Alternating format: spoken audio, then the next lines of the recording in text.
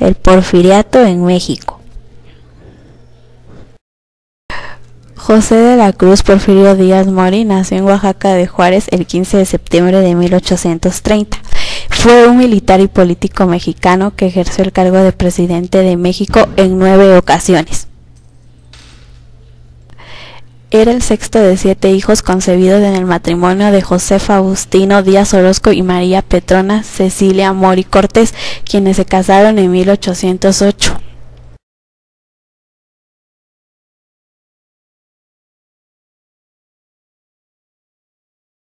Para la edad de 31 años, Díaz era diputado federal y ya había participado en 2 guerras, la Revolución de Ayutla y la Guerra de Reforma.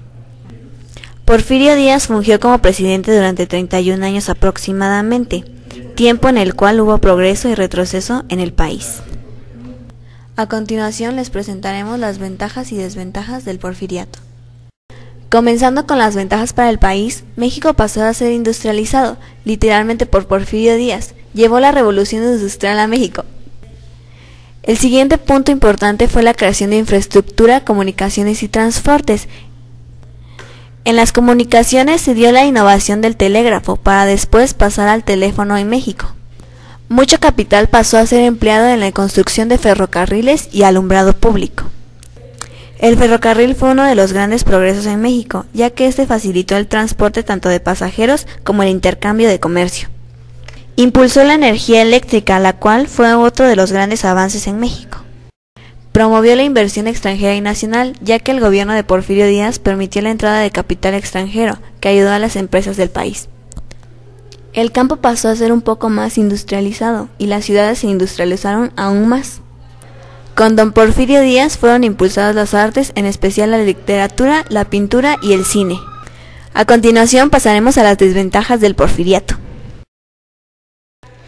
Una de las principales desventajas en el porfiriato fue que la riqueza de la industrialización y modernización del país cayó en unos pocos. Los ricos pasaron a ser más ricos y los pobres más pobres.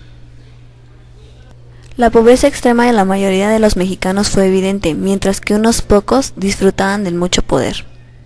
Otro de los aspectos negativos fue la intervención extranjera en asuntos del país. Con esta intervención por el cielo, el país literalmente era gobernado por extranjeros, ya que ellos eran quienes tenían las riquezas de la nación. Un asunto relevante fue la matanza de pueblos indígenas.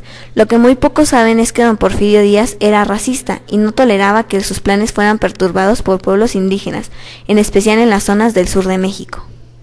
En el tiempo de Porfirio Díaz existieron las tiendas de raya, en las cuales los peones debían comprar sus bienes endeudándose cada día más, pues el precio de estos era muy elevado. A continuación veremos las implicaciones de la educación en el porfiriato. Para empezar, el positivismo se convirtió en el fundamento indispensable para orientar la educación hacia el progreso. Este fue introducido en México por Gabino Barreda. En la educación durante el porfiriato, un personaje que tuvo mucha importancia fue Justo Sierra.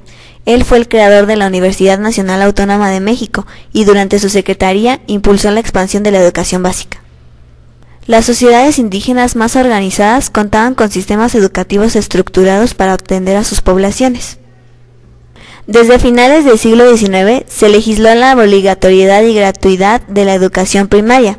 También se preocupó por atender a la población analfabeta, ya que la mayoría de los mexicanos no sabía leer ni escribir.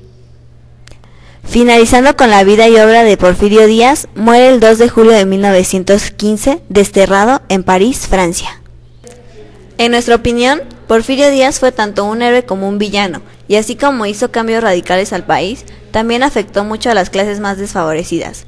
En algo que estamos de acuerdo es que sin él, la historia de México hubiera sido completamente distinta a lo que es hoy en día. Por su atención, muchas gracias.